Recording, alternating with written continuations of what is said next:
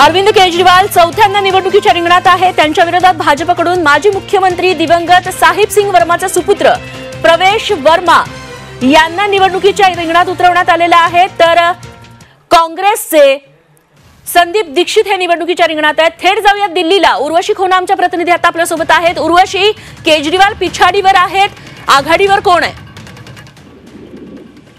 सध्या आपण बघितलं तर केजरीवाल जे आहेत ते पिछाडीवर आहेत आणि परवेश सिंग वर्मा हे पूर्व माजी मुख्यमंत्री होते, त्यांचे पुत्र आहेत। ही जी आहे एकदम हॉटस्पॉट अशी सीट होती ज्यात तिन्ही म्हणजे अरविंद केजरीवाल स्वतः माजी मुख्यमंत्री आणि त्यांच्या समोर दोन मुख्यमंत्रीचे मुलं पुत्र म्हणजे शीला दीक्षित यांचा मुलगा संदीप दीक्षित, त्याचा आता कुठेच काय नाव हे नाहीये, आणि दुसरं म्हणजे परवेश सिंग वर्मा हेही माजी मुख्यमंत्रीचे पुत्र आहेत। तर त्या जे आहेत परवेश वर्मा सध्या पुढे आणि अरविंद केजरीवाल मागे आहेत असं समजून येत आहे। बॅलेट पेपरवर सध्या हे आकडेवारी दिसतीये।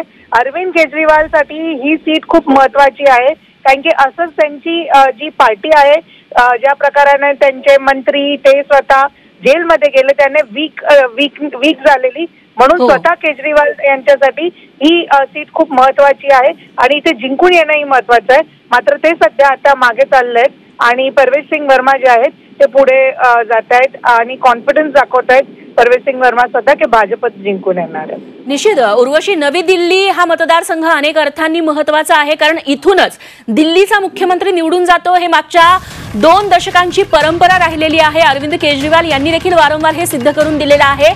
त्या मतदारसंघात जर केजरीवाल पिछाडीवरती असेल आणि भाजपचा उमेदवार परवेश वर्मा हे जर आघाडीवरती असतील, हे चित्र बऱ्यापैकी बोलतं आहे असं म्हणायचं?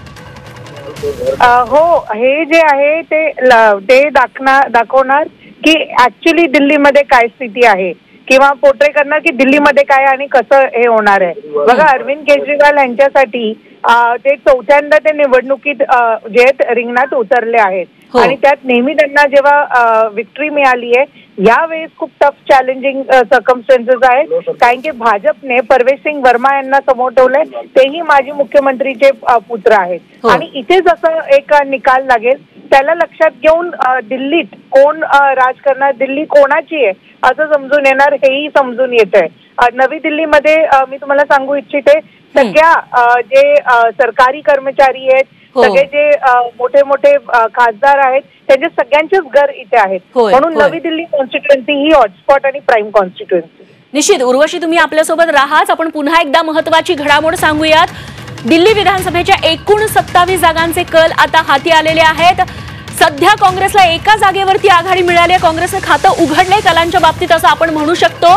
तर आम आदमी पार्टी सध्या 13 जागांवरती आघाडी आहे, पाठोपाठ भाजप देखील 13 जागांवरती आघाडी आहे। खऱ्या अर्थानं काटेकी टक्कर आप आणि भाजपमध्ये बघायला मिळते। तर काँग्रेसनं आत्ता कुठे कलांच्या बाबतीत खातं उघडलेलं आहे, एका जागेवरती काँग्रेस आघाडीवरती असल्याचं चित्र बघायला मिळतंय।